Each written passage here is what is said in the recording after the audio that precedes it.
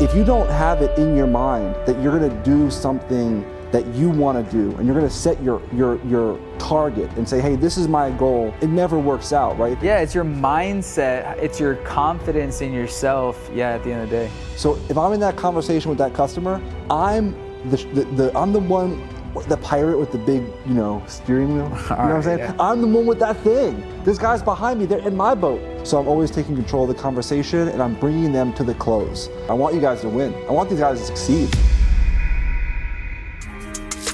Living their life, we just living their life. Parking plots, living their life, we just living their life. Okay, let's start with the door-to-door. Because,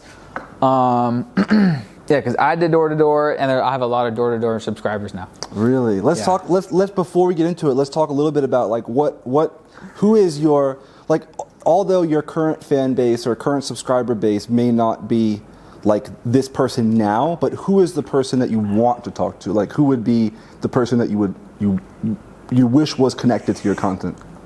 Past version of myself. Oh. It's perfect. So when I graduated college, I did door-to-door during college in the summers. And then after college, I realized I don't want to get a freaking lab job, pharmacy job. I was a biochem major. I was like, I'll just keep doing this door-to-door thing year round now. I just want to make money. I don't want a 9-to-5. I knew that for sure. So kept doing door-to-door. And then during that time, came out to visit Parker, it's a friend of my yours. best friend, in Thailand. Okay. Because he did a semester abroad here in Thailand. That semester abroad, me going to visit him, changed both of our lives. How old were you at that time? 20? We were 23. Oh, just out of school. Yep, and then we moved full time to Thailand out here. 25. What a jump. 25, and it's been fucking 9 years. I just turned 4 a couple weeks ago. I'm 34. I came here. I came to Thailand at 25. What made you stay? I mean, obviously there's a lot of things to make you stay, right? But why did you stay the second year? How about that? Like, if you came here the first year, how long were you planning to stay when you first arrived? The dream was to be a digital nomad, to blast off, live in Thailand full time, travel the world, work from your laptop. Okay. The dream was to be a digital nomad. And got it. I signed up for the same course that Trevor Fenner did, your high ticket dropshipping buddy, Dropship Lifestyle. Okay, signed Anton up for Crowley. it. Anton Crowley. Yeah, I had him on my podcast too one time. And Anton put on a retreat in Chiang Mai, Thailand. October 2014. We recently got the course. We were like, perfect. Wow. Let's fucking go to the conference and let's plan on hopefully making enough from our stores at that point to stay indefinitely. What was the price point to be a fucking digital? It was, the course at that time was like 500. It's like 5,000 now. It's nothing. Yeah. It's nothing. Wow. Yeah. And he must have been just getting started as well. And so went to that conference. Ended up making enough to stay out here, and boom, still out here 9 years later. And the price has increased since then, right? I've noticed as well, especially since COVID, the price has gone up drastically here. I feel like. Yeah, right. That's insane, man. Dude, it's so funny that this guy, I've never met this guy, Anton Crowley. In fact, I never heard of him before because I only followed Ernest. Because I went to high school with Ernest, right? So Ernest followed Anton Crowley and created his own course. And then I followed his stuff, and then I met Trevor through Ernest, right? We met here, actually, at Affiliate World, like 2-3 years ago. Nice. Right? So Ernest spoke on stage at that event. Okay. So I met, and then Zach is cool with Affiliate. So I met all this group through them, and we've been connecting, and then Zach opened his store, and I coached him how to do it. Then he sold it, so I figured out, I showed him how to get it to convert, because he didn't know how to do it, right? So I showed him how to do all those things. And then, it's insane, man. So this guy, Anton Crowley, how do you pronounce that? What's the right Crowley? word? Crowley? Okay. So this guy, Anton Crowley. So recently, I'm doing a course, right, on high ticket dropshipping and teaching how to do it. So I'm like researching some of his content because I'm like learning, oh, who is this guy? He's like the big guy. And all I'm thinking the whole time watching this is, I'm going to eat this guy's lunch. I'm watching these videos and I'm like, oh my God, like this is not how you do it right. You know, like he has a certain technique. I'm sure he's doing well and people are successful with his program, right? I'm sure because it wouldn't be around, and he has a great reputation, right? But he's not like, there are so many things that when you get to a certain level, you're doing like $1 million, $2 million in revenue, like those basic programs, they just don't cut it. You know, so it's like, I recently just saw his content for the first time, like last week, like 2 weeks ago, just recently I saw it. Yeah, he was the guy. And so we connected through Trevor, Fenner, and then you're also a friend with Trevor Wright, Mile Method, and then he connected us because you were gonna do some videos or some stuff, or even make a course about sales. And then he says, connect with Riley. We met over Zoom a few weeks ago. Bada bing, bada boom. We're overlapping. You're flying out tonight. You're in Bangkok. Bada bing, bada boom. That's how it happens in the nomad world. But you're a door-to-door guy. You trained and ran one of those door-to-door teams. Oh yeah. How many years did you do that? And what was the key to a successful door-to-door thing? And then I also want to ask you, what advice would you give to current door-to-door guys? And so let's actually start with that one. Sure. If there's a subscriber out there, which I told you I know have a lot, doing door-to-door, and let's say you're pretty much done with it, you want to move on to the next thing. Okay. What advice would you give that person? So you're saying the person's doing door-to-door and they're out there, you know, in the field doing sales, and then they want to get out of the field and they want to start doing their own thing. Yeah, they're burnt out. Just like me. I was doing door to door, and I was just like done with it. And so my dream was to be a digital nomad, do online business shit. Right, absolutely. And so, you know, for the other version of myself, you know, they want to escape. They want to be location independent now. What would you tell? The biggest advice, okay, so the number one thing, which I think most people don't want to hear. I have some advice which is counterintuitive that a lot of people don't want to hear, but for me it was like a life-changing experience, right? So out of high school, I wasn't like a good student, right? I was I don't know, I had a good GPA, but I had no attendance. I skipped half of my senior year. So they wanted to expel me, right? So I went yeah, that cat is awesome. So I went to go to get my diploma, to go to graduation, and the guidance counselor was like, you know, anybody, I ended up being able to pass the grade. But the guidance counselors, they knew I wasn't going to college, right? They're like, this guy's not going to school. He wasn't interested in school, high school. There's no way he's going to be interested in college. And I wasn't going to like a local community college. So they put me at Geico. So I got a job interview at Geico and a job fair. So I became an insurance agent. So out of high school, I was 17, 18, 19, making like 30 grand a year, 25 grand a year. So I'm like living the life, right? I bought like a, you know, Toyota Celica? Are you into cars at all? It's like a manual shifter, right? So I bought this car. So I'm living the life. I'm like 17 with like a sports car, right? I got my own apartment, the whole 9 yards. So I'm living life, and I discovered internet marketing. So I discovered, I was watching like a sales letter one day, or reading it rather, and I'm reading it, and then I'm like, oh, next. Oh, this story is so compelling. Next. And then it's like, okay, now we want you to buy this thing. And I was like, wait, what? This is like before, back in the day. It's like when YouTube was just getting started, around that time. So I discovered internet marketing. I thought I'm going to be an overnight millionaire. I'm going to be an internet sensation. I'm going to quit my job at Geico. I'm making great money for no diploma. You know, I'm licensed in all 50 states to sell insurance and do service. And I quit my job and I started my own business, right? So I just went to my boss. I said, I'm done. I can't, you know, there's so many issues working in the corporate environment, right? So you're going in, you have like a 6-3, you have a login. If you're a minute late, you're not eligible for raises and bonuses. I mean, it's so crazy, right? They record your calls. They give you. It's just real.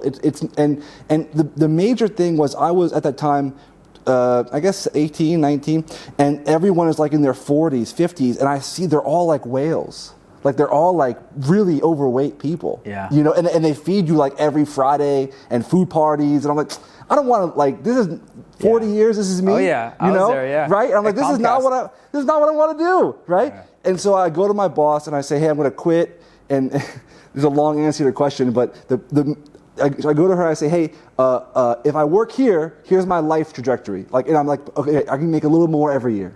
But if I quit and start my own company, here's my potential. And I drew like a straight, and she's like, all right, well, just, you know, you're a young kid. Yeah. Whatever, you know.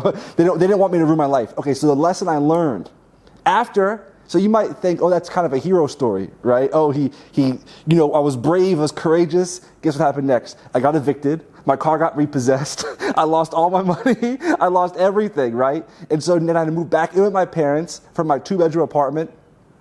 And at the time, I had this mindset of like, oh, I'm going to go like rags to riches. Yeah. Right? I'm going to go, oh, this is a good thing. But looking back, I didn't need to quit my job to start my own project.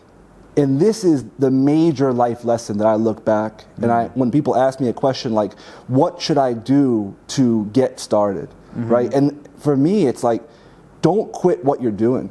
Keep doing what you're doing and cut out sports games, cut out YouTube, cut out anything that's not directly related to the goal that you're trying to achieve. And every extra minute that you have that you're not focused on the current thing, like if you're in the field and you come back and then like you have maybe an hour every night where you could watch Game of Thrones or you could watch something, but you're like, nope, I'm gonna do 30 minutes on my business. I'm gonna do this one action step, and every day I'm gonna do one thing. And then what happens is that secondary thing replaces your first thing. And that's the right process. Not, hey, I'm gonna quit and then I'm gonna figure it out. And then that's where everyone looks at you like, oh, you got your friends, you can't buy nothing. It's like, you can't pay for gas, you're asking your relatives for money. It's like this whole thing is not good. So my number one advice is to decide what you wanna do, whether it's transitioning those door-to-door skills online and becoming like a high-ticket closer, whether it's learning like high-ticket drop shipping and doing, you know, physical goods, or whether it's something simple as eBay or Amazon or something even more like on the like easy to implement. Anything in your spare time, because what happens is like you're working your day job. Let's say you're in the field, you make $100 in a day. It's a pretty good day, right? You know, it could be. I mean, we had a minimum goal every day was $100. Sometimes you make 300, 400. I mean, I had days I made 1,000, right? But mostly you're making, you know, a few hundred a day, something like that. It's a pretty good day. So, but you got like clawbacks and stuff if you're in the field, right? So you have all these issues and refunds and stuff like that. But let's just say, for example, you know, you're in the field and you're doing your work, then you just got to put that time outside of work into something else and decide what it is and make up your mind on it and then set a goal and go after it. Right. That was like the one major takeaway I found out. Yeah. Yeah. There's no excuse to not do the side hustle, but like after work, especially door to door, you're fucking tired. It's and tough. Then so, all right, you know, fuck it. Do Sundays, do Saturdays. Yep. But like at the end of the day, bros, like you got to start your side hustle at some point. Now. You can do it now. It depends how bad you want it, and that summarizes life. Really depends how bad you fucking want it. On the flip side, it depends on your situation. So my situation, I was doing door to door, and I saved up like only around like 10K or something, and quit and went to the conference and sold everything. I was like, I'm jumping in 2 feet to Thailand to high ticket drop shipping, and if I don't end up making money online, which in like 6 months, that's enough to live in Thailand for like about 6 months, like 10K. Then I can come back and I can just jump straight back into the sales team. Sure, because you have the skill. If your job is easy to come back to, which most sales jobs are, most door-to-door teams are, then you could, if you saved up enough, jump straight into your side hustle. Now, that's when you're young. You obviously have no responsibilities, kids, you know, family to look after, you know, mortgage and that. But if you're just like basically have no responsibilities, then hey, you can. So it depends on your situation. It's also to add to that, like if you have savings, that's gives you a leverage. Yeah. Right. If you have if you don't have savings, then obviously. But if you're a young guy, like in my case, I was a young guy, I had no savings. Yeah. I cashed out my 401k.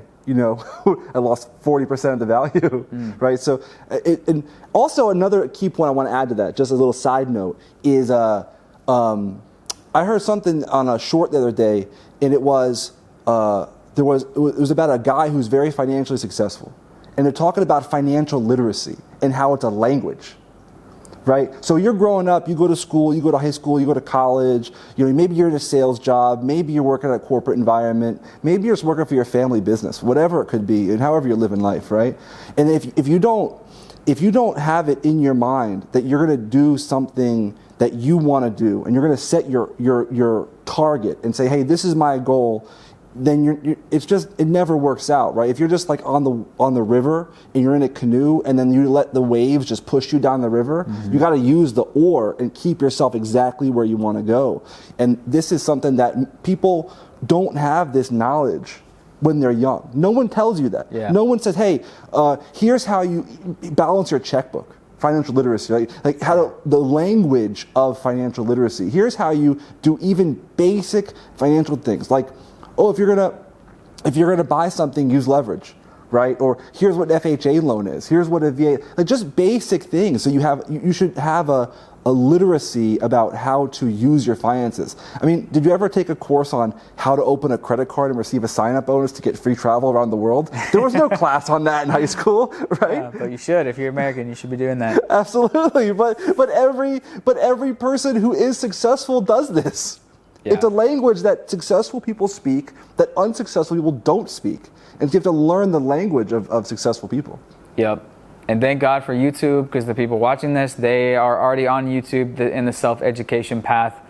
But let's jump into, all right, so you managed and trained a door-to-door team? Yeah. All right, so let's go over this kind of framework that you have. Go over it. Obviously it doesn't need to be super in-depth, but go over it, as brief as it makes sense. Sure. Because you were telling me this the other day on Zoom, and I was like, yeah, this is good, right? And, the same framework can be applied to if you're closing over Zoom or whatever. 100%. Yeah, so what's the 4, 5s, and 8 sales structure? Okay, so the 4s, 5s, and 8s is something that I learned. I didn't create this. I was taught this through my door-to-door sales job. So a quick, the sales job that I was doing before was working with a Fortune 50 client. So they would have clients like DirecTV, Verizon, stuff like that. And then we would handle like door-to-door sales for the third-party contractor and for the Fortune 50 company. And the reason we're able to do that is because it was a 100% commission position.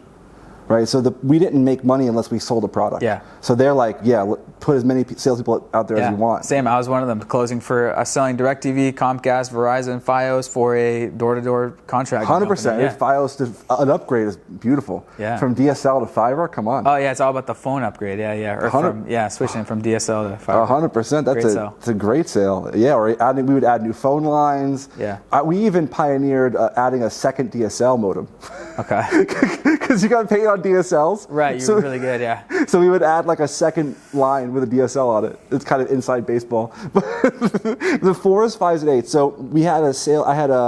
We were doing sales, 100% commission, and the position was in the beginning. You start off as like an account manager, and you have to do a certain number of sales goals per week in order to hit that. Go to a leadership position. So if you do $500 2 weeks in a row, then you become a leader. And then as a leader, you would train other like reps. So then you have a team of those reps.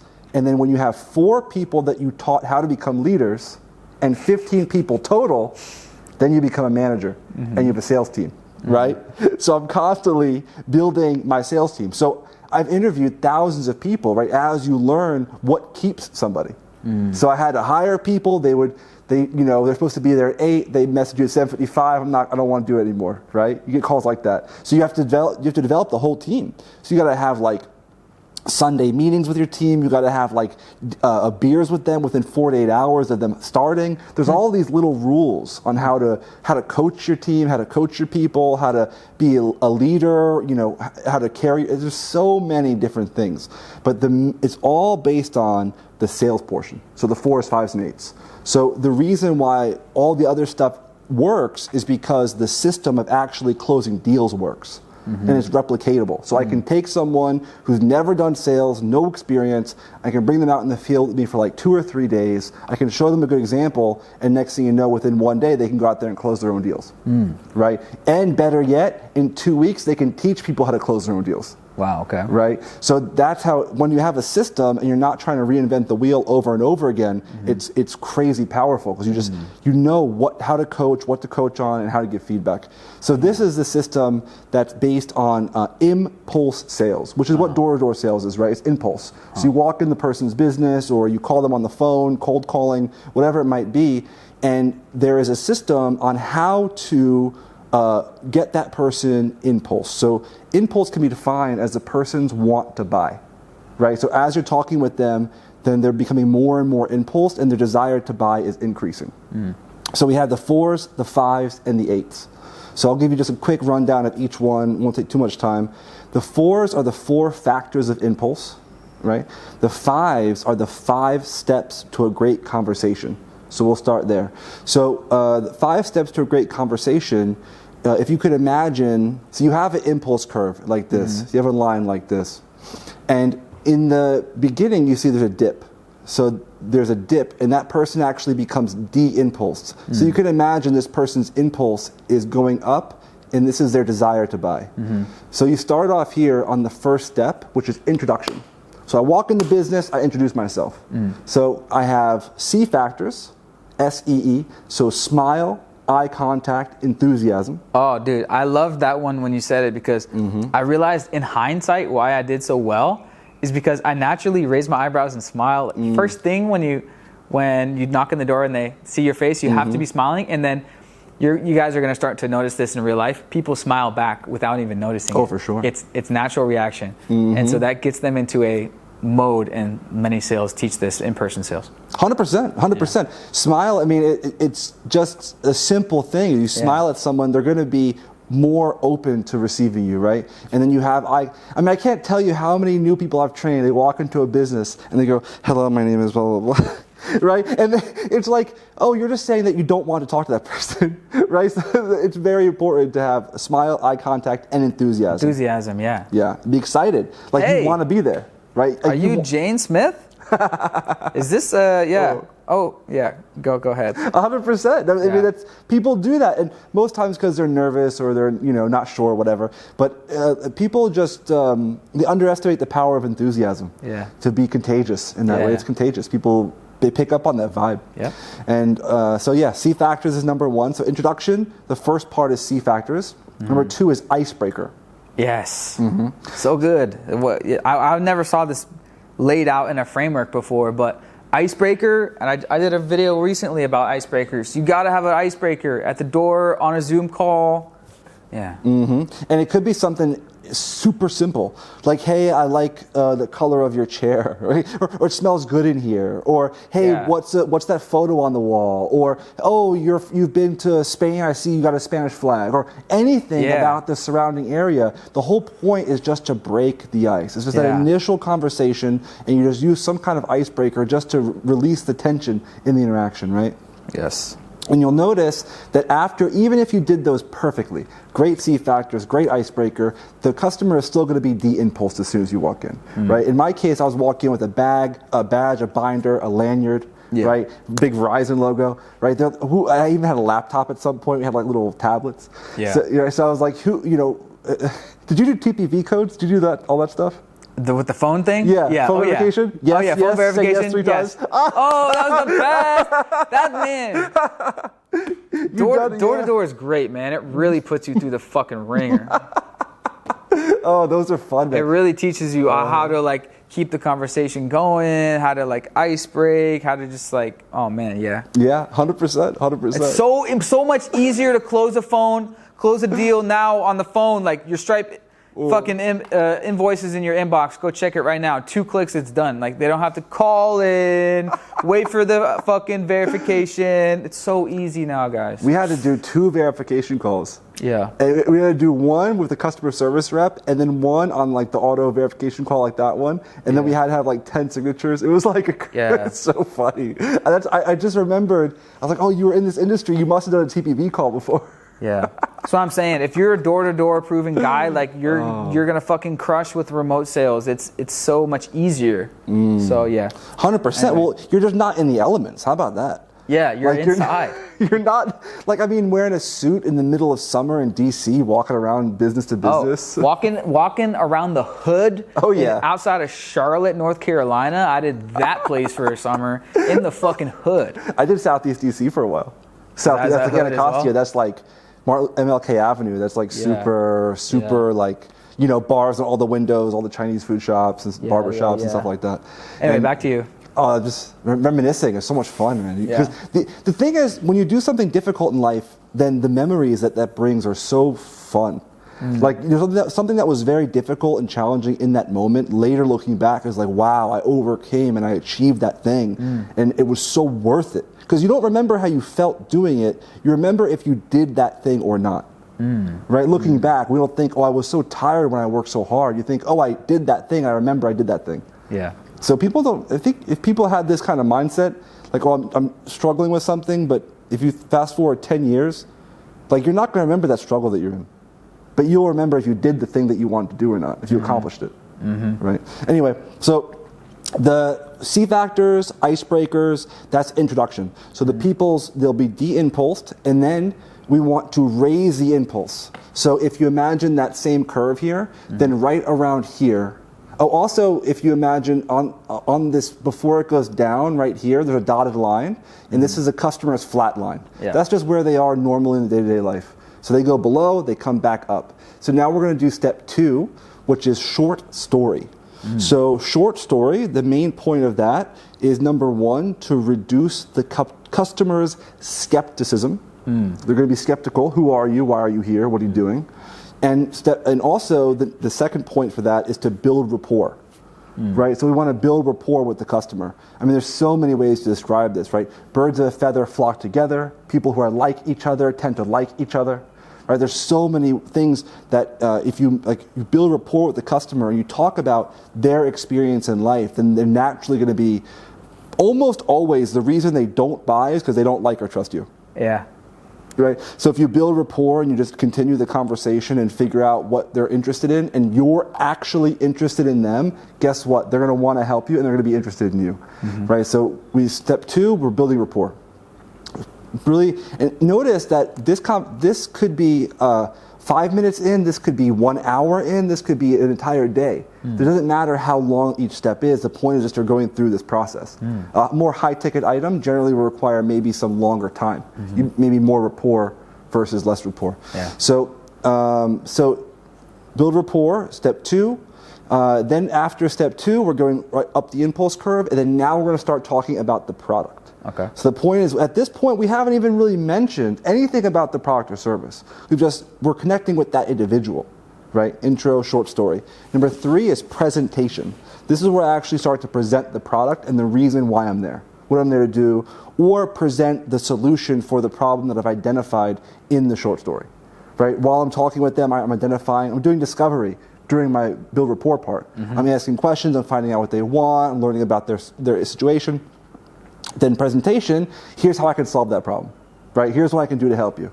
And I'm going to paint a very clear picture about what that looks like, right? So here's how I'm going to solve this problem for you.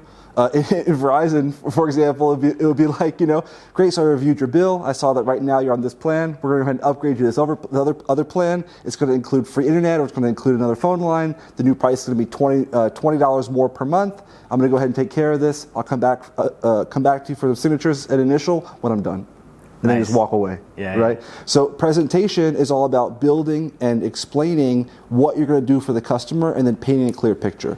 I mean, another example would be something like adding TV to the lobby, right? So if you're in a dentist's office and they don't have a TV in the lobby, then okay, great. So we're going to go ahead and add a TV in here, and it's going to increase the customer's kind of experience in your lobby. And also, if it's like a deli or something, they'll probably end up buying another drink, or they'll buying another slice of pizza, or they'll stay in the cafe because they have something to keep them entertained, right? They're not just sitting here, looking at their phone. You want them engaged. You want them in the situation. Okay. So presentation is presenting the product. Most importantly, is to paint a clear picture and to sizzle the deal. So use like descriptive imagery and be descriptive about the situation. Okay. So that's 1, 2, 3, and then as we're going up the impulse curve, then before we get to step 4, there's another dotted line here at the top, and this above this dotted line. If you, this line is gauging the customer's impulse or their desire to buy. So if it's above that dotted line, they're going to buy, B-U-Y. If you try to close below the line, they're going to say buy, B-Y-E, right? So what you want to do is you want to close above the line. So there's indications of like, is this customer closed or not, which are called closing signs, right? We're very simple and straightforward.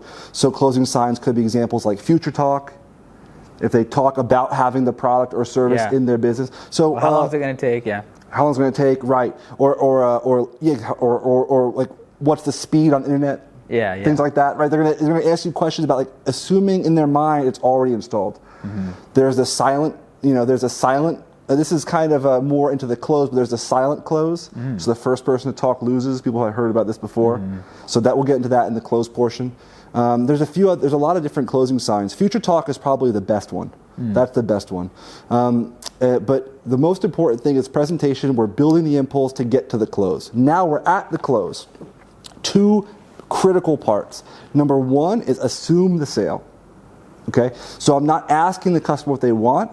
I'm telling them what they're getting, and then just going and doing it. Yeah. If they have an objection, they're going to tell me. Yeah. If there's something where they're like, no, what? They're going to stop you. Yeah. Right? You answer the question, go back into the close, go back into it. Right? So I'm assuming the sale. I'm always assuming the sale.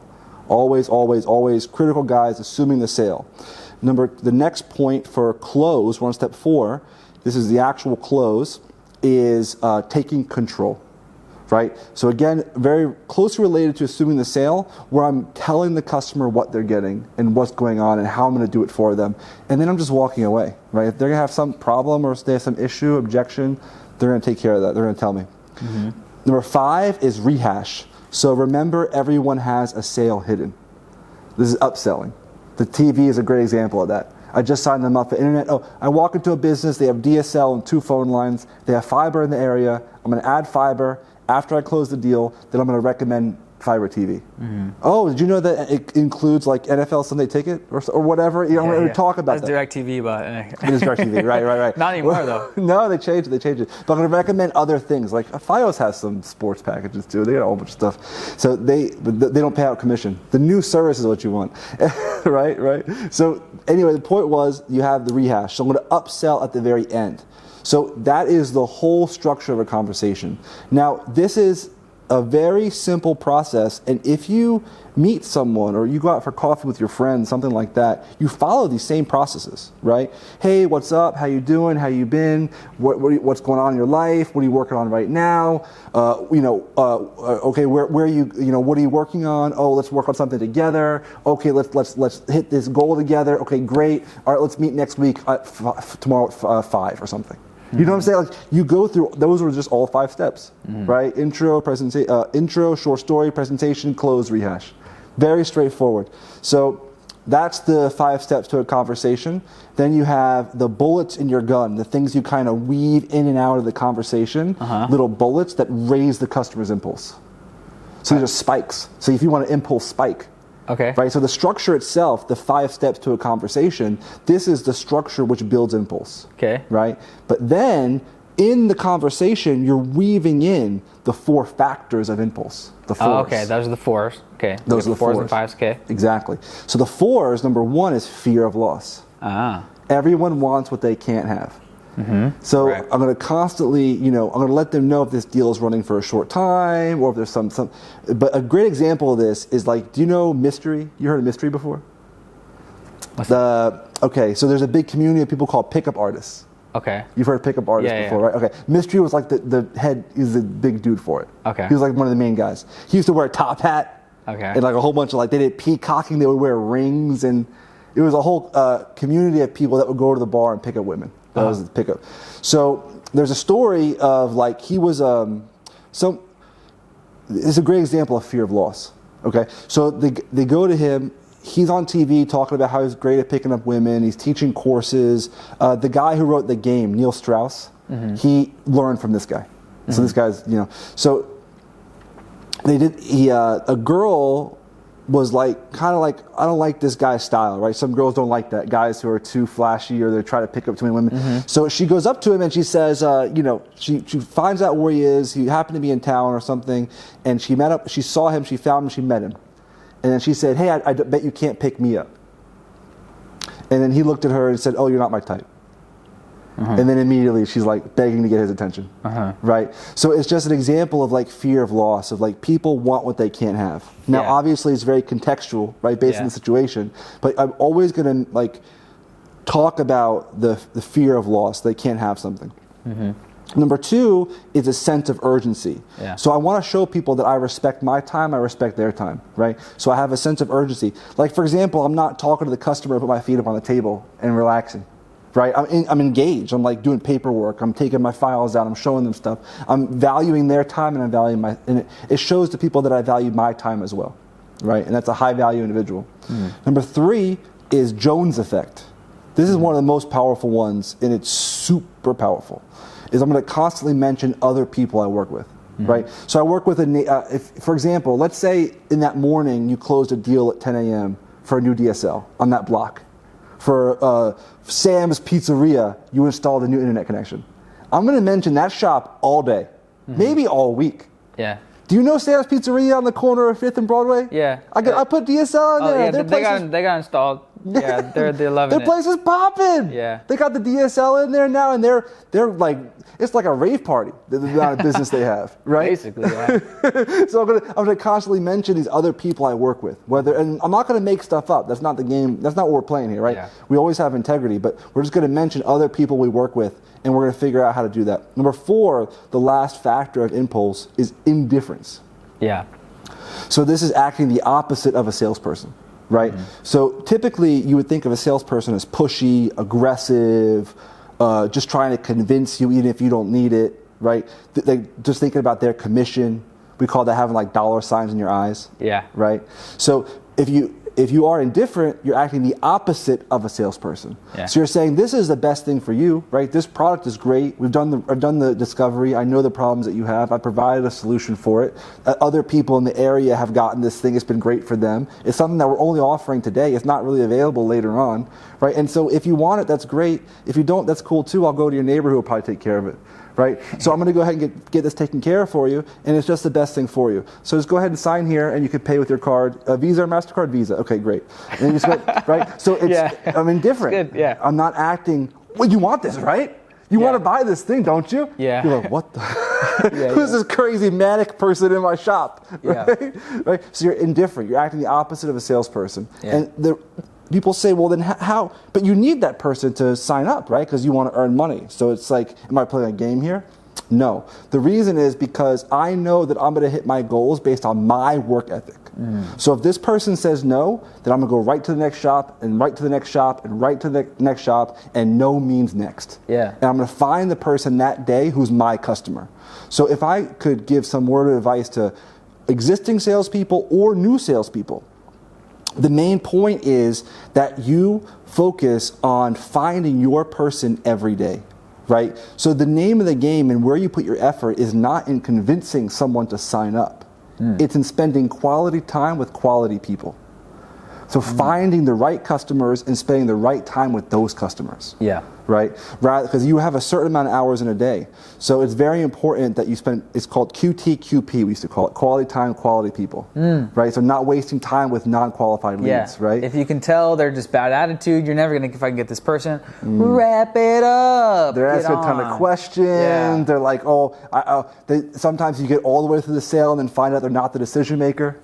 Yeah. Right? Like stuff like that happens, right? Yeah. So as soon as you realize that, get out of there. Yeah. I mean, a great thing that I would even do if they are the decision maker is like when they start giving me objections, I would just say, okay, that's fine, and just start closing my book. Yeah? Right, just start closing. I'm like, okay, and then like, wait, what? But are you gonna try to sell me? Okay, you know what? Yeah, that's fine. Right?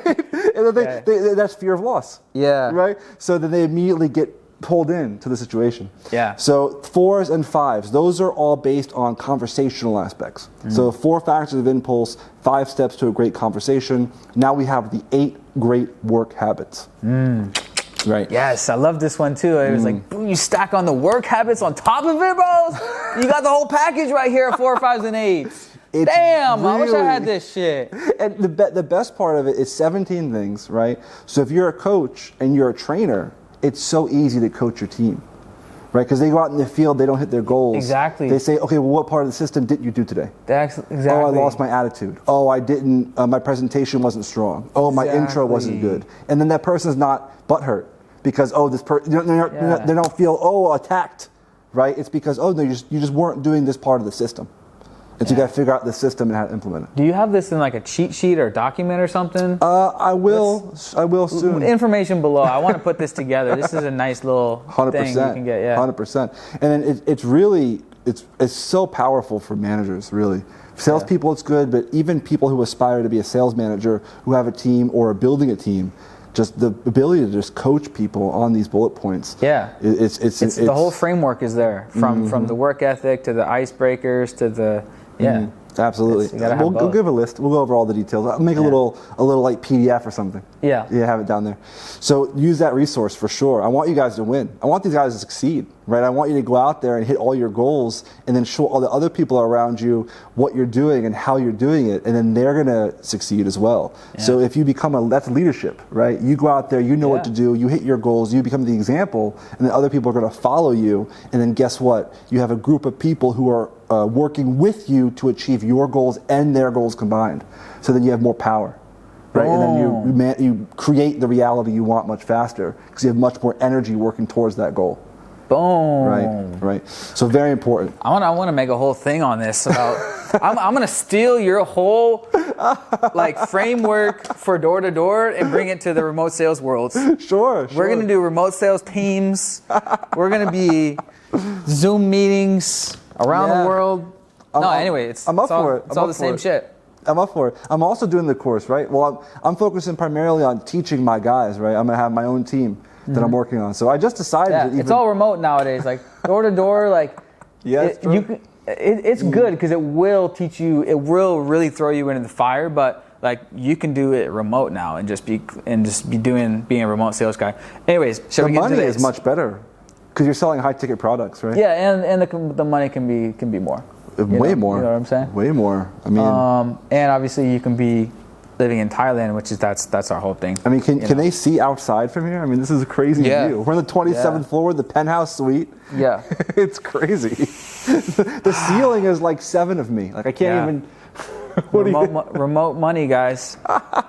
And so we still got to cover the 8s. Yep. Right. So 8 great work habits. So number 1 is be on time. Okay, very simple, very self-explanatory. Number 2 is be prepared. Right? So if you have a meeting, make sure your notes are in order, make sure you've done your homework, make sure you know what you're doing. Number 3 is work a full day. This is one of the number 1 things that commission-based people don't do. Yes. Is they don't say, okay, they work half a day and they say this doesn't work and they go home. Right? You got to work a full day because remember that person is waiting for you to find them. So if you don't work a full day, you finish at 4:30 when you're supposed to finish at 5, that person was probably in that half hour that you missed, that you finished early. You cut the day short, or it's just, also if you hit another common thing people will do is they'll hit their goals early in the morning and then hang out the rest of the day and not work hard. But they don't realize is that because everything is law of averages and everything's a numbers game, that if you're not filling your funnel with leads and you're not actually going out there and aggressively attacking every customer, no matter if you're already on your goals or you need to hit your goals, you should have the same mentality, right? Because you're actually you're getting closer to the next day's goal if you keep attacking it. So it's very important to work a full day. Number 4 is to work territory correctly. So this means you have some system, whether it's like in our case, we had a map. So we had a map, and we'd block it off into segments, right? And then we'd work the whole segment. So if there was a road in that block on that map, then I would go that road tight to right, every door, every floor. And then if there's an office building, I would go to the very top of the building and work my way down, right? So I was, in the beginning, you're seeing hundreds of doors a day, right? You're hustling. You're out there just hitting the pavement. I mean, I can't tell you how many shoes I've bought. How many business shoes, how many shoes have I run thin? Yeah. I mean, I was like DSW's #1 client. They're like a shoe outlet. You know what I'm saying? The business shoes, because you're walking all day, every day, 10 hours a day on your feet, right? Yeah. So anyway, that's a side note. Work territory correctly is number 4. So make sure you have your system, your process, whatever it is, follow it. I mean, it was something as simple as like if I'm going to the grocery store and I'm going to go every aisle, right? Rather than just go like aisle 1, aisle 3, aisle 4, or aisle 7, because the thing I need might be on aisle 2. And I skipped it, right? So I go every aisle, then I guarantee to hit that thing, right? And then also another side note for working your territory is do 3 laps. So we would go through the map once, go through the map again, go through the map a 3rd time, and then put the territory and let it rest for a year, or let it rest for 6 months or something. Then pull it back out, go 1, 2, 3. You mean hit all the doors in the same doors? Because some people are not home? Some people are not home. You might catch them on a bad day. Okay. I mean, it could be a number of things, So, but it would take me about a month to see 1 loop. So I'd come back next month for the 2nd loop. And then some customers would sign up on the 3rd loop. Hey, I've seen this guy twice. I kicked him out twice. The 3rd time. Oh, okay. I've seen this guy before. I trust him. What do you got? Oh, interesting. Yeah. Right. He's coming back. So there wasn't a way for them to contact me. I didn't give him a cell phone number. I didn't have a business card. Right? It was just if I'm there, that deal could be done if I was there in person that day only. Right. And then the only chance would be if I came back around and caught them. Right. So work your territory correctly. Very important. Number 5, I believe we're on, is respect the client and customer. So, for example, in your case, you're Verizon as well, or Comcast, whoever it might be. So you're working with Comcast, that's your client. So you want to respect them. So every deal should be a win-win-win. You win, the client wins, and the customer wins, right? So we want to make sure that all those wins are organized. So the customer wins, the client wins, and all 3. And also integrity. So making sure that you have integrity and you're making ethical decisions, right? So I can't tell you how many new people would just, once you have the same conversation 100 times, 200 times, you know where the parts you could glide over. Right? There's an activation fee. I know they're going to have an issue with that because they're only kind of closed. If I mention the activation fee... let's gloss over it, yeah. If I mention the activation fee, they might lose the deal. Yeah. Right? But then the customer complains, and it's a call. Integrity, but having those ethics is so key because a lot of new guys, they might not be ethical in the beginning because they're so aggressive to sign a deal. Right? You want to just close a deal. You want to just get some money in your pocket. Yeah. So you might just wave over that part. Hey. I heard a term on YouTube today: commission breath. Don't have commission breath. Like just thinking about yourself and Yeah, we call it dollar signs in your eyes. The customer can feel it. They can feel it if you got dollars. If you're just thinking about the money. It's like, I would imagine it's something like if a wolf was looking at a pig in a cage. The pig feels that. Right. Yeah. Okay, so that's good. That's number 5. Number 6 is, let's see, take control. Okay, number 6, I think we missed one. We got be on time, be prepared, work a full day, work territory correctly, respect the customer and client. I think we're on. That's what is that? 6. Okay, number 6 is. I think we're missing one. Let me think for a second. Respect client and customer. Okay. Integrity was one. Respect the client and customer. That's fine. The next one. Oh, one of the most important ones. I almost forgot. Literally, the one that new people mess up the most. Right? Is have and maintain a positive attitude. Oh, yeah. It's the one that new people mess up almost the most, all the time. I use the example, okay, if I have a video camera on you and I'm watching you all day in the field and I see your first door or your last door, I shouldn't be able to tell what door it is. I shouldn't be able to look at it and say, oh, this person's on door number 30. This person's on door number 50. Whatever it might be, right? Because what happens is people will carry the nose.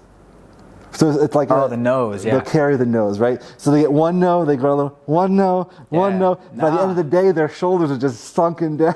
They're like a Notre Dame humpback, you know? Yeah, can't do it. No, yeah. Uh-huh. Yep. So no means next. It should be like water off a duck's back.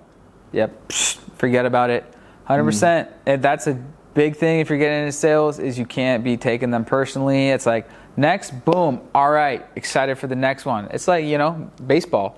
Most of them are going to be no's. And in a lot of sales situations, most of them are going to be no's, right? And so, I got a great example of that too. Baseball is a great example because it's a perfect comparison to sales. For example, like if you're a pitcher and you're throwing a baseball, right? You have your technique. You might throw a fastball, you might throw a curveball, you might throw a switch up. There's a lot of different types of ball you might throw, right?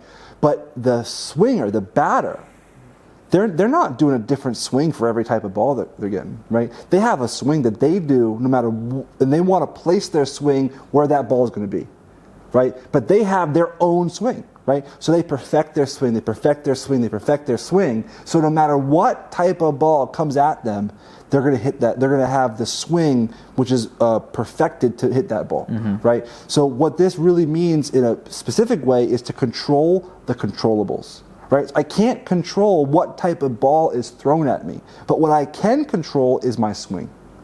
So I can control that, so I'm going to perfect my swing. And the equivalent in sales would be your pitch. So I'm going to perfect my pitch, right? So I'm going to make sure that I am so good at my pitch. There could be a bomb explosion down the street. There could be an ambulance right next to me. There could be everything distracting me, and I'm still hitting that pitch perfect every time. Yeah. Right. So that's the main thing is I'm controlling what I can control. Yep. That's all you can do. Yeah. Sports is such a great analogy for business, for life, for sales.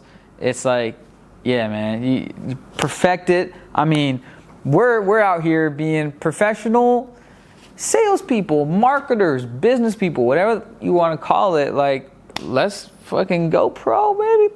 And so everybody wants it, man, but very few people are willing to put in the work to do it. Yeah. Everybody says, "Oh, I want this, I want that, I want to be this person, I want to be that person, I want to change these habits about myself, I want to," whatever it might be. Everybody has this kind of desire, but very few people, maybe less than 1% of people who have those ideas are willing to put in the work to achieve them. Yep. You got to sacrifice something, whether it's effort, whether it's time, whether it's money, resources. You got to sacrifice something to get something. Right? You put in first, you get out later. Imagine like a tree. You got to plant the seed, you got to water it, you got to sunshine, you got to get photosynthesis, all these things, and then a year later you get an apple. Yeah. Right? It's like, this is how things work. This is the way of the world. So people that want that overnight success just suddenly, it's just not real. Yeah. Right? It's not a thing. Even if someone went viral, it's like you don't know how many videos they made to get that one viral one, right? And to figure out that system. Yeah. I mean, it's insane. So fail forward. Fail forward. You either win or you learn. That's it. Yeah, exactly. Right? There's no losses in business and life. You get stronger. So control the controllables, was that one of the 8s? No, that was just a little side tangent. You mentioned baseball, and I was like, that's like a perfect analogy. Yeah. Okay, so number 7 is take control.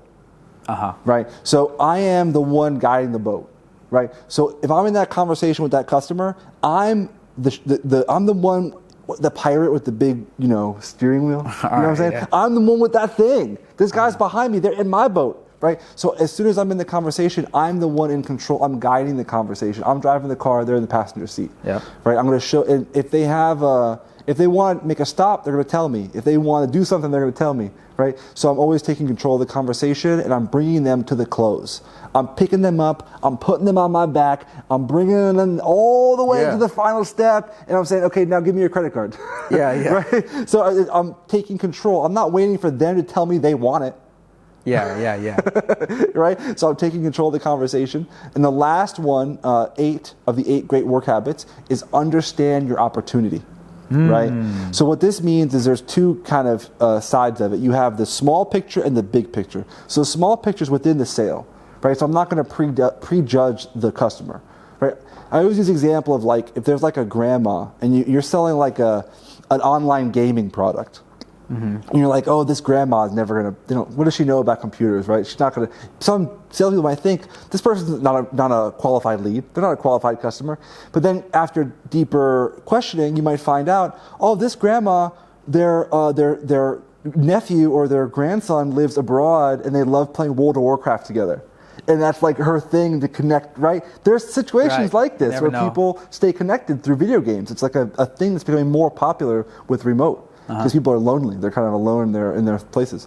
So anyway, the idea is that you never know if this is a qualified lead or not. So understanding your opportunity within the sale. Everyone is a qualified lead unless they've already told you no like 3 times or it's just it's not going anywhere.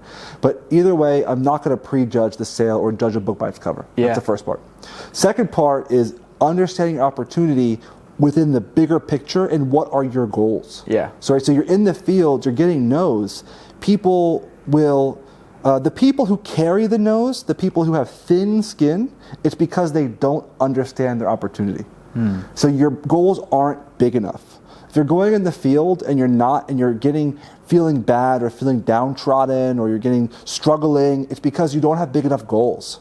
So you have to have big goals. And you understand your opportunity, and then also how do my daily actions lead me to that goal that I have.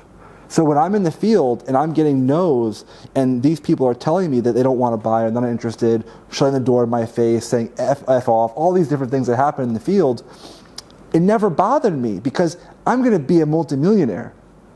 These are my goals, right? It doesn't matter what this person says, what this person does. I know where I'm going. And I understand that, and so I'm taking my own steps to get there.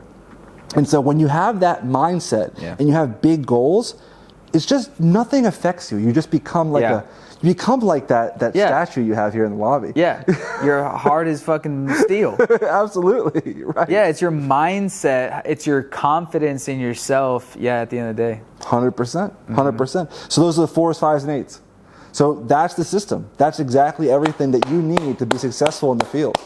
Dude, that is what I call a system. Bro. No wonder you guys had it down to a system. Like, we didn't have anything like that in my door-to-door days. That's got everything packaged up in 3 numbers. So I would go out in the field. First of all, I'm going out 4 deep most of the time. So I have 2 trainees, an interview, and myself. You mean to each door? I mean, with me all day. Oh, wow. So a quick idea of our system, how our structure worked. So we have our atmosphere morning meetings and like loud music, people going having a good time. Atmosphere meetings, nice, right? Yeah, right. Then after the meeting, you go to the field. People break and go to the field, right? If you hit your goals the day before, then you would get an interview. An interview is an opportunity to build your team because you want to build your team. That's the goal. So if you get an interview, that's an opportunity for you to get a new person on your team. So I had to interview everyone, a full day of observation. So I'd have 2 people that I interviewed last week and I had like a truck, like a small truck, packed, right? So I have like 4 people, or 2 people that I'd be training. So one of my guys and one of my other team's guys, they'd be out there in training with me. And then I have an observer who'd be out doing a full day interview in the field with me all day. So I'm walking into a business, I got to close the deal, and I'm walking in 4 deep. While these other guys like around you who don't know what we're doing, shadowing you, right. One person in the interview, so they're naturally super skeptical, right? So that vibe it could interfere with the deal, right? Yeah, because I'm saying if you got like another mind in there, it messes with the vibe. It could mess with the mind, right? So I'm rolling there 4 deep. So you got 2 trainees, and I still had to hit my goals. So I'm not getting paid for bringing out those trainees or bringing out the interview. I'm still 100% commission. So if I lose that sale because of that trainee, that's still on me. Right? So you really got to build a lot of rapport when you have... Dude, I just realized that you remind me so much of one of my trainers, Matt Stanley. Shout out, bro. Oh, you even look like him too. Yeah, I love it. I love seeing people win, man. Whenever someone wins, like... you have someone who trained you or someone who's out there like that comes to mind that was getting it done. I love that. I love that, man. Dude, let's start this whole system in remote sales. Let's get our teams making teams. 100%. It's all about obviously people purchase things online nowadays, and Yeah, it's been, my whole thing as a digital nomad has been like, it's all about working remote so you can travel the world, make good money, get your commissions, make your money, but you can be living out in the tropics. You can be anywhere in the world because, of course, this is the digital revolution. All right, door to door. All right, that's old school. All right, and there's so many opportunities to, have a great income that is totally internet based, on your laptop based. I never even knew about like remote sales, remote closing until like a couple years ago. So one of my Thailand buddies got into it, and then we did a video. And he's like, I do remote sales. I'm making $10K a month. What was his name? Marcus. Marcus, right. And then so I met him in Thailand as well at one of the Nomad summits, and then he was like a subscriber, and then got to doing remote sales. We did an interview when we were in Turkey. We met up, and he's like doing $10K a month, and I was just like, whoa, like, okay, so you're basically kind of doing like, it's kind of like door to doors giving me vibes, right? Because you're really just learning sales and that's your skill as a freelancer. That's your skill, just closing these deals. And I was like, whoa, I can really relate because I used to be a door to door guy, and I haven't been had a chance to like revisit this kind of topic and like this sales psychology stuff since like 10 years, since my last sales days. And it's so fun. I love, it's fun. Yeah, it's like, this is fun. something I can talk about. I'm going to keep doing videos about this. And it perfectly overlaps with my whole mission as a YouTuber. It's like, help people be digital nomads, man. And you can do sales as a digital nomad. I was like, I didn't even fucking know that. It's incredible. I didn't know about it either. Yeah. I had never heard about high ticket closing until recently. Actually, Trevor introduced me to it because I was talking about doing some like sales training because obviously Trevor and I, we both do the high ticket drop shipping. So we have our stores, and I was like, oh, I want to do some sort of info product. I want to do some sort of information based training. And he's like, you got to talk to this guy, Riley. You got to talk to him. Like he knows about, he's like interested in this process, and like, oh, okay, cool. And that's how I got connected with you. Yeah. So I mean, it's so much fun. One of my favorite parts is seeing how people change, right? So you have like, when you run a sales team, if you're a manager, your team will do about 80 to 90% of what you do.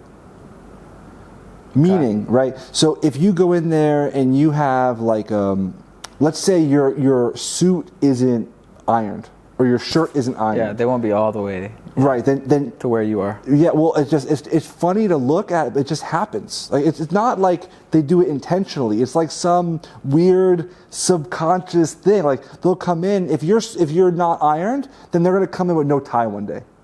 They're gonna come in with like their tie is crooked, or they're gonna have their pants are gonna be all messed up. And the thing is that it might not seem like a big deal, but it reflects on their business. If they're a business of one, you want to make sure that your business of one is winning every day.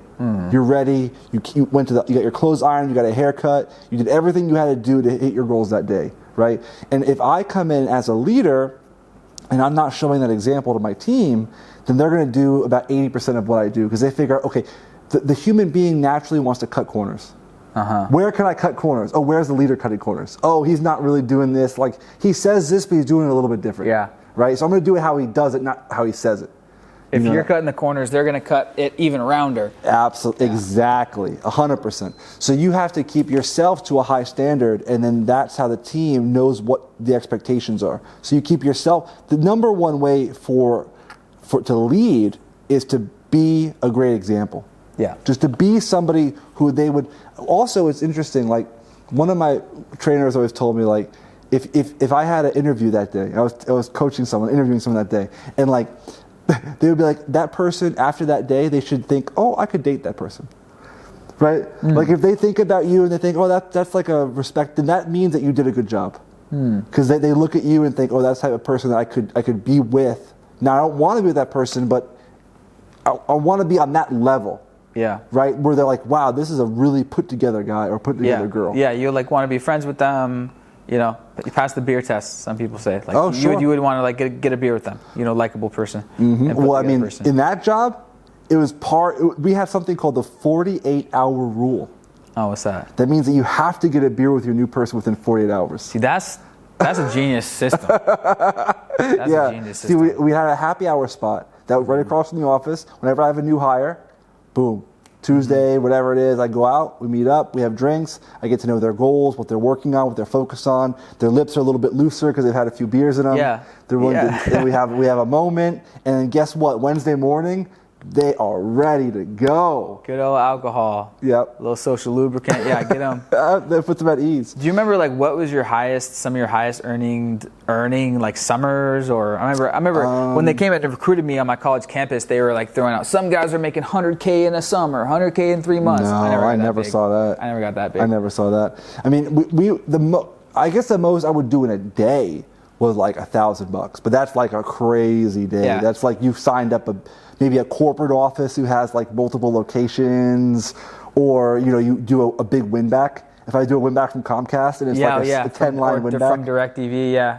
Win back, right? We called it the God, not the Grand Slam or something like that. Right. A triple play. Sure. Dude, just you saying that it actually brought back like inner feelings of excitement. Right. Because when you said $1,000 day, I was thinking about, and I was like, have I had $1,000 days? You know what I have? And I've had handfuls of $1,000+ days because the win backs were like $500, $400, $500, $600 commissions. And I've had some weekends, I remember, God, flashbacks right now, where I remember the Saturdays used to be the best days because everyone's home. Oh, interesting. Right. And I remember I got like 3 triple play win backs. And those were like $600 deals in like one day. And I just remember going home and it's like, yes, that's like $1,200. And then the following Friday, I get that check. It's like $2,800. I'm like, yeah, $1,200 of that was from last Saturday. Boom.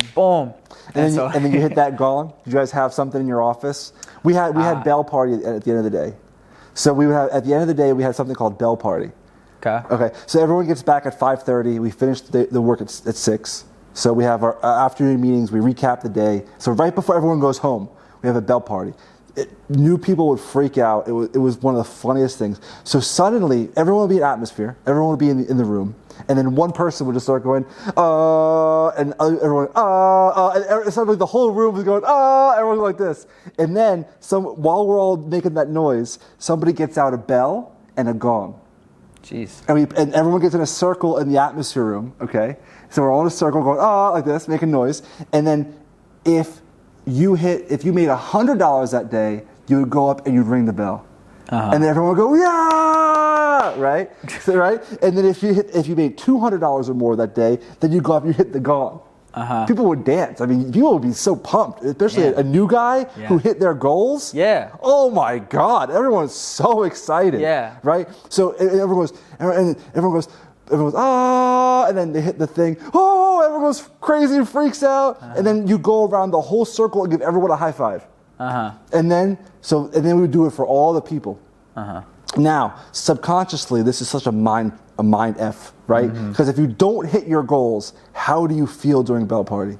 Exactly. Everyone knows you didn't hit your goals that day, right? It's public knowledge. Yeah. If you didn't hit your goals, the goal is $100 a day. If you don't ring that bell every day, something's wrong, right? So but if you did hit your goals that day, you get to show off. People will be doing break dances, so they're having a good time.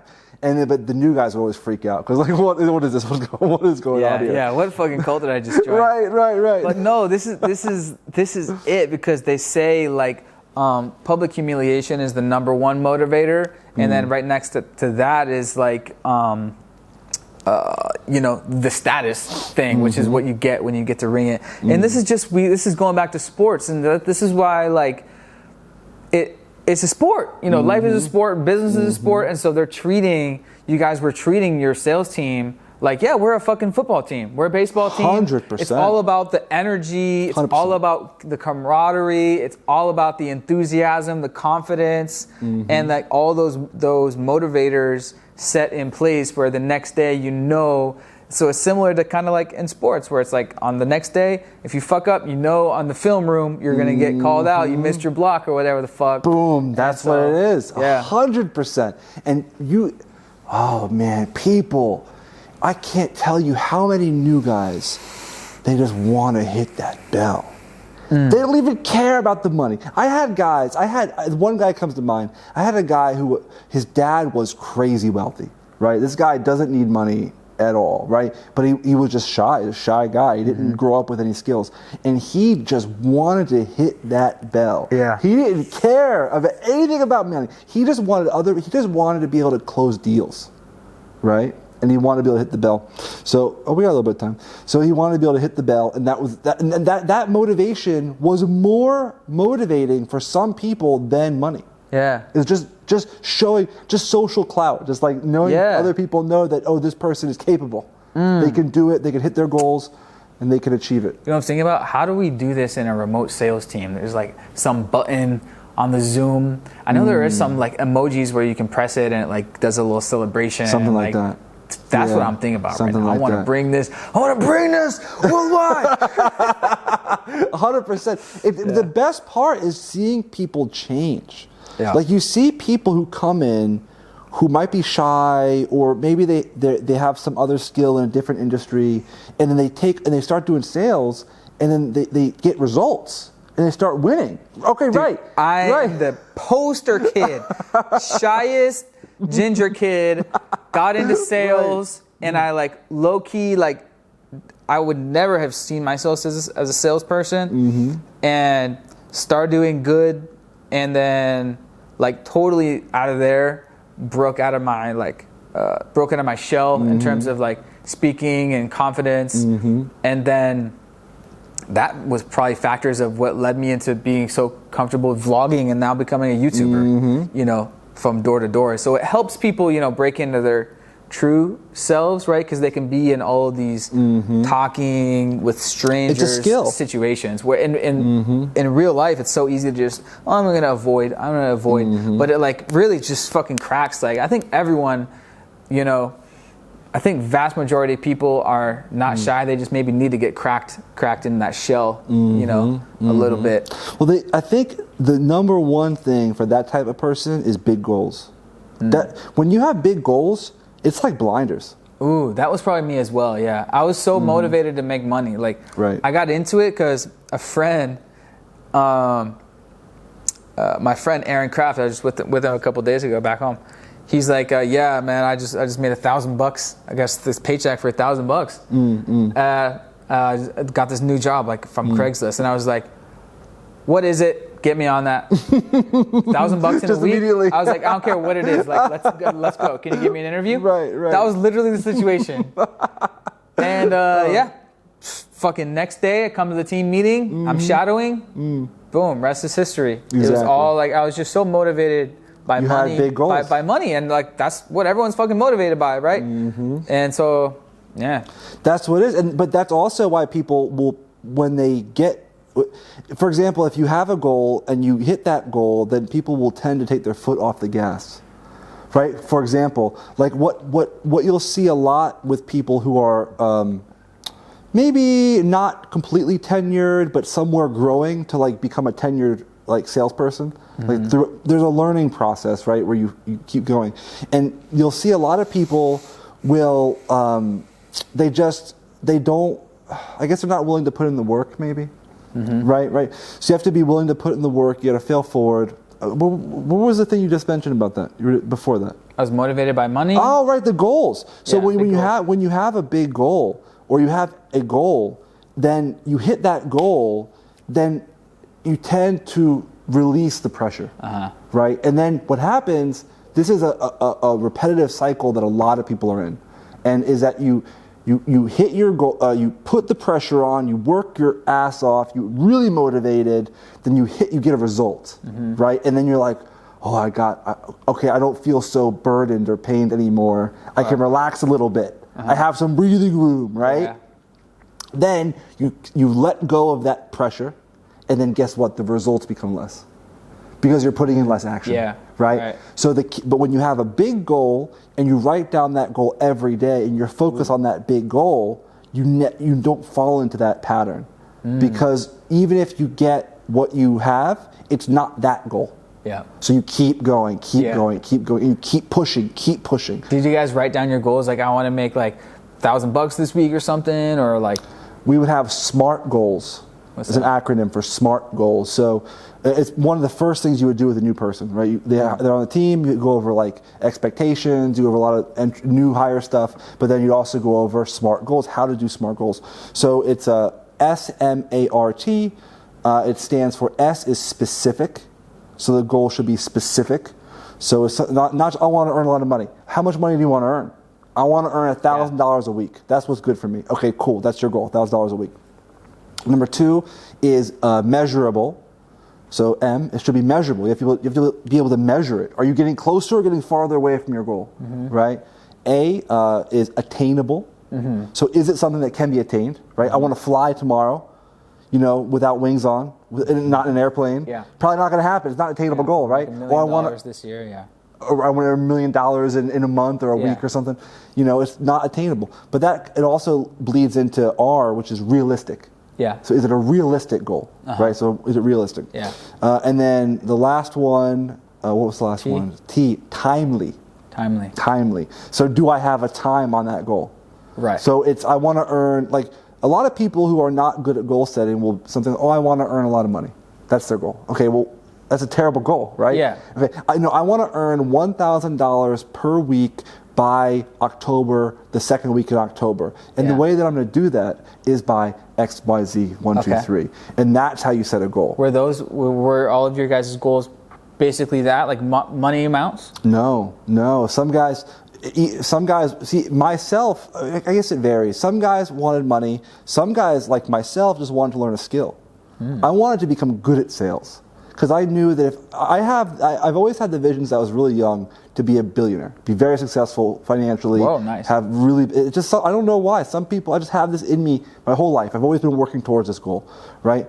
So, I set those goals for myself, and I guess I just always push forward. Yeah. Let's make a remote sales course, make $1 billion. Oh yeah. We can do it. Biggest one in the world. A billy. I'm just trying to think of a good answer to your question. I guess the biggest thing for those people is just set the goal. Just set the goal. It doesn't have to be a financial goal. It can be a personal goal. Like you want to learn a skill, or you want.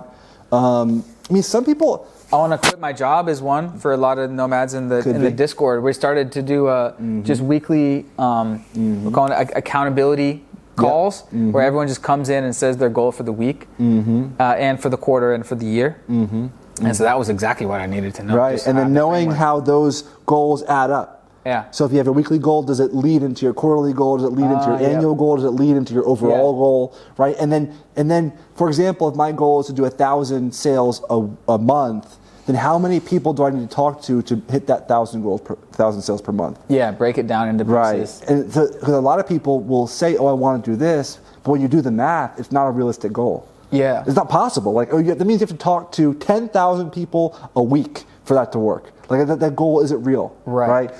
So I've seen some people break it down into your daily checklist, your daily goal, because it all comes down to your daily, what you're doing every day, right? So, that's a good thing. So if you say, okay, I want to make $1,000 a week, then okay, what's your goal today? It is to hit 100 doors or something. Sure, exactly. Yeah. Or even like I want to sign up 2 customers today, or even better, I want to get really good at presentation today. I want to. We always have my team goals. I mean, we would even go as far as every Sunday I would have a 20-minute call with everyone on my team, one-on-one. What are your goals for the week? We do a Sunday evening call, right? So we meet up. Hey, John, it's let's say it's 6 p.m., 7 p.m. on Sunday. I have like 2 hours. I talk to my whole team. I say, hey, what are your goals this week? What are you working on? Oh, I'm working on Jones Effect. I really think that I didn't use it last week. I want to get better at Jones Effect. Oh, last week I lost a few sales because I wasn't indifferent. I want to get better at indifference.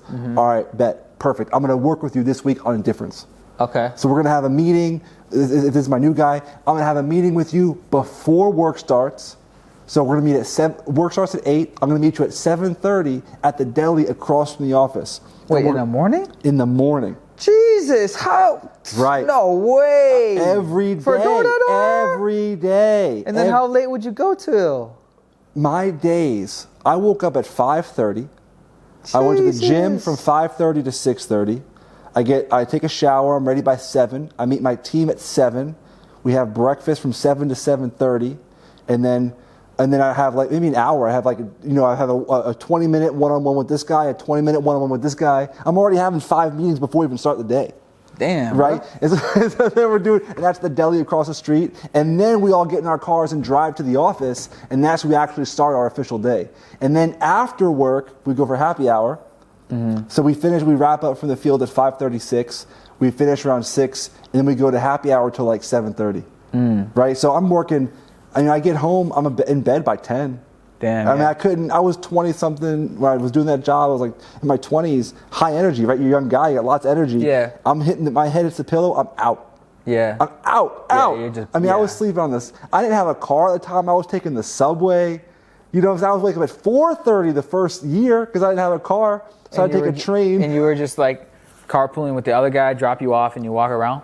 I was in an apartment complex, living with my girlfriend at the time. I would take the shuttle bus from the apartment complex to the subway to a transfer, to another transfer, to a bus to my office. Yeah. Every morning. Y'all motherfuckers, the remote sales guys, just wake up, fucking roll out of bed, don't even have to put pants on, flip up the fucking laptop, you're in your room. It's so easy. Hey, Sally, how you doing? Oh, boom, and then you're making your commission right there. We got it. Oh, man. It's so easy. Yeah.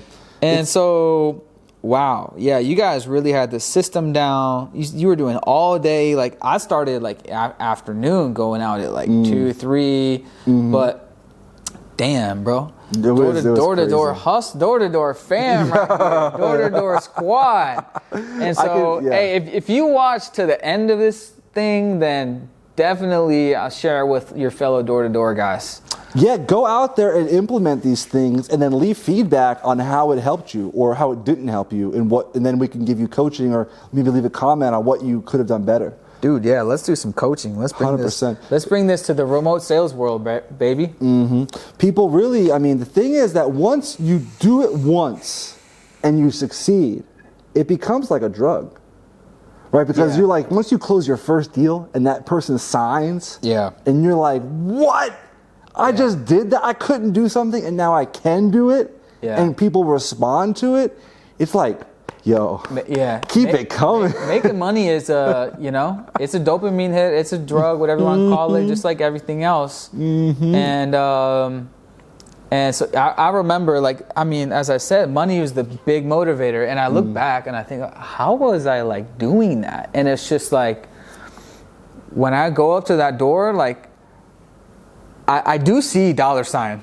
I see, okay, that's okay. They need a phone and internet. Okay, that's $120. And it's in the back of my mind. I don't have, it's not on my face or my actions in terms of commissions in my eyes, but in the back, we're motivated by the fucking green paper, baby. We're motivated by that. And so 100%. You understand the opportunity, you have your goals, and then also it's when you're talking to the customer or when you're in the sales situation, you're closing a deal, and then you get the close. The rush that comes from that is just wild. Yeah. It's wild. It feels like you became like a wizard or something. You know what I mean? Like you can do some magic that other people can't do. Right? It feels that way.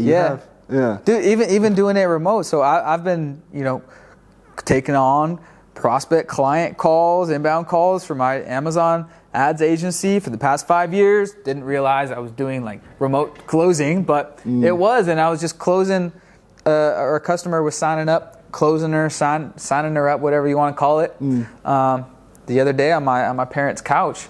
Actually, we had two. Actually, one of them, my dad listened to the whole call because he was he was like, "Hey, you got some new business?" And he was like, "Hey," he was like, "Good," but it was a reminder. Is when the client, when you're moving forward, it's like you do get a high. You feel good. You get a high, and you get kind of a rush, and even today I still get kind of nervous when they say all right, what's the next step? And I'm like, what's the next step? It's like, all right, so we're onboarding. So do you have Slack and you're moving forward with it? You even still today, you get that little bit of nerves and so all right, they're signing up. Okay, cool. All right, what's your email? What's your Slack? I've woken up to the high ticket store and I've gotten 50K days, 60K days before, right? Or you'd be like 60K in revenue or 20K. But I'm not talking to those customers, right? They're just on the site. It's just traffic, and then they shop, right? So it's a great feeling. Like, whoa, I wake up and I see, I got these sales. But there's something different to like talking to somebody one-on-one and then closing a deal. If you feel like, it's hard to describe. Yeah. It's something that everyone should do, and also anyone can do. If you could walk and you could talk, and that's what we would say. If you can walk and you can talk, you can do this job. Yeah. Right. Anyone can do it. It's not crazy. It's not difficult. And I guess the last thing that I want to say is a point on. There might be some people out there who have teams. Right, who work with or have partners or who have maybe it's a sales team, maybe it's a customer service team, just somebody who has a team. I just want to, this is something that very important that I learned when you have a team, is there's 3 things that every partner or employee needs in order to stay with you, right, for stickiness. Number 1 is this is kind of off topic, but that person has to make money. Yeah. Right? Number 1, they have to be earning money. They have a paycheck, they have to get that paycheck. If they're working on commission, they have to be good enough in order to close deals, right? Number 2 is they need to be learning something new. So you have to constantly teach your guys and teach your girls new stuff.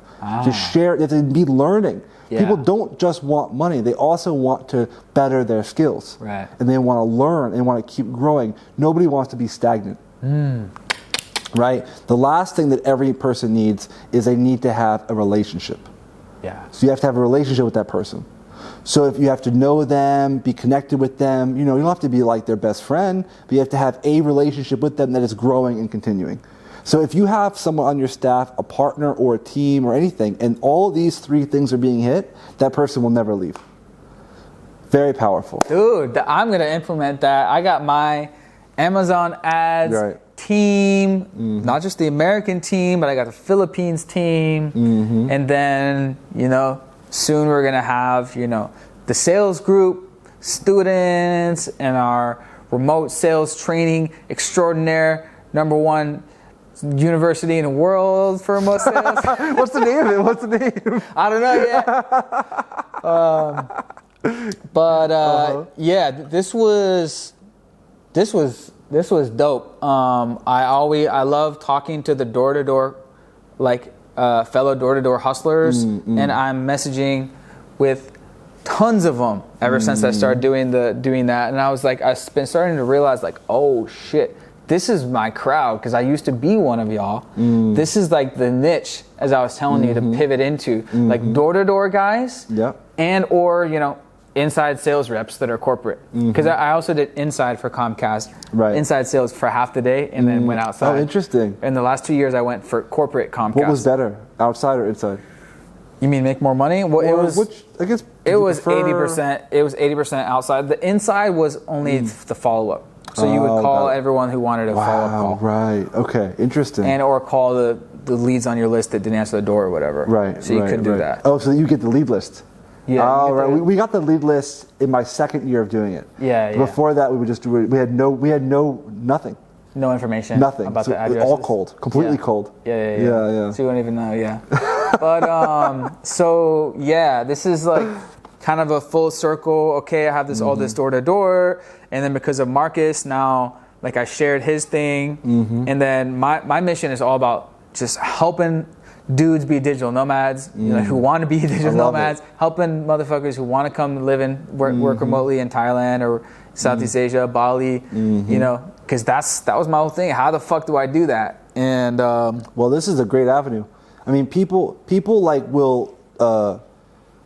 If people succeed, they'll want more, right? Just like in sales, right? For example, like if someone takes this knowledge, they take this training, they go out there and they get a result, and if we have like a proven method, a proven system that they're able to do. Like for example, anyone can learn sales, right? For example, so they could watch this video, they could learn how to do sales, they can get the 4s, 5s, and 8s, they could have the system, but then it's like having a hammer but no nail. Yeah. Right, like you have a hammer. All right, what am I going to do with this hammer? Yeah. Right, I got to have a nail. I got to know. I hit the nail on the head. I put it in the wood. So you got to have something for them to do. Yeah. Right. So if we have like, maybe I could have them train and sell in my course or something. Yeah, exactly. Or whatever it might be. It's the offers. And so that's actually what I want to, because now it comes down to, obviously, you got to get your client. As your remote sales freelancer, come to get your first client. One of my students, Tom, he just got a client or a job closing gig on Upwork. So I'm talking about that. It's so way easier than ever to get clients. We have Instagram outreach, we have LinkedIn, we have cold email, and so that's the whole other side of remote closing is getting your client to close for, right? Contacting the business, hey, can I be on your sales leads, team? Right? Yeah, getting your leads. Sure.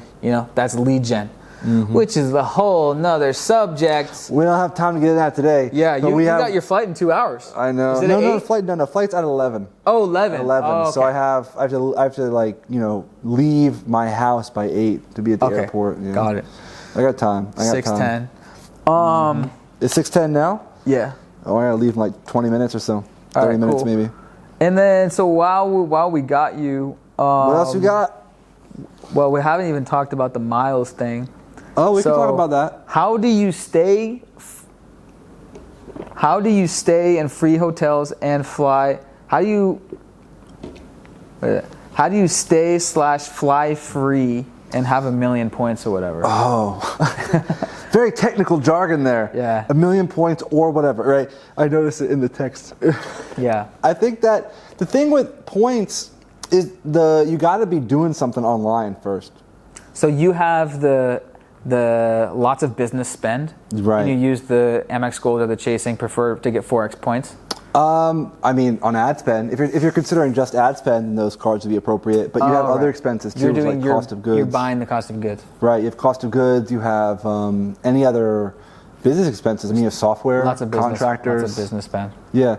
So you spend all this stuff, and then you could add up the points. But it's not only that; it's also sign-up bonuses. Right. So you get the new cards, you get the sign-up bonuses, and I mean, one example of a technique I did recently was I got the Chase card. So I got I didn't have any Chase cards, now I have like 5 Chase cards, right?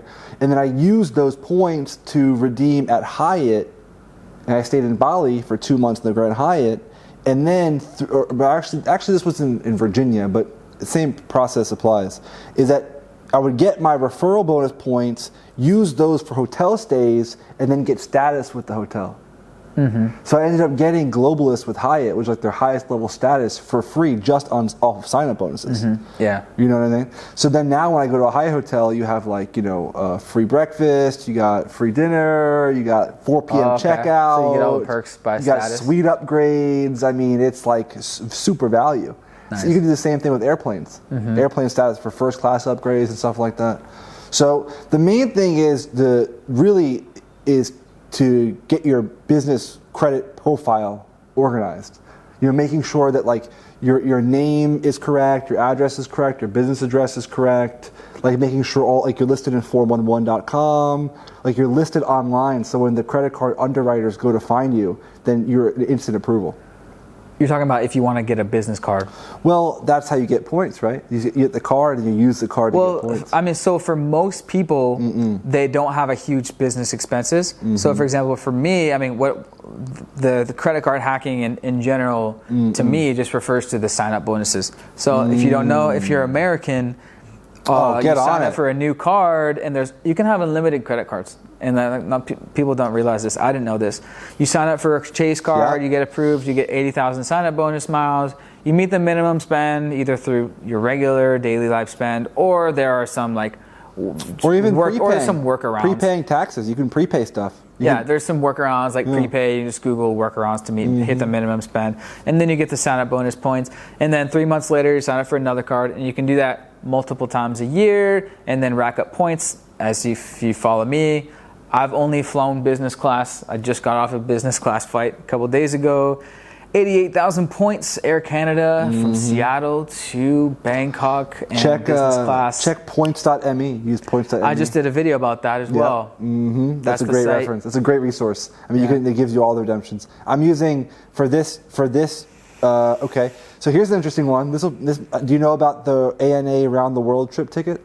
You were telling me on the phone. Right. So I was originally in Hawaii.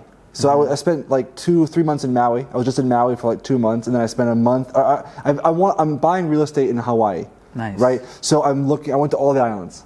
Nice. I went to Honolulu, I went to Maui, I went to Kona. I didn't go to the Kauai, on the far left. I didn't go to that one yet. Maui was so nice, I was like, I'm just staying here. Nice. I left right before the fires. Damn. I was at the place where the fires were on the 4th of July. You're in Lahaina, wow, yeah. Yeah, Lahaina, right. Okay, so maybe it's not evergreen, but it's important. It's like really topical, you know. So anyway, the point was, I was ANA, the Japanese airplane company. I actually took ANA here. Okay, right. So they have a round the world trip ticket. And this round the world trip ticket allows you to visit 4 continents, 3 continents. You can go around the world. Right? You have to hit at least, I think, 3 continents and go across 4 oceans. There's certain rules, right? So, but either way, I got, if you wanted, so I got a flight from Honolulu to Bangkok, Bangkok to Korea, Korea to Amsterdam, Amsterdam to Miami, or Newark, right? So it's like 5 or 6 flights, right?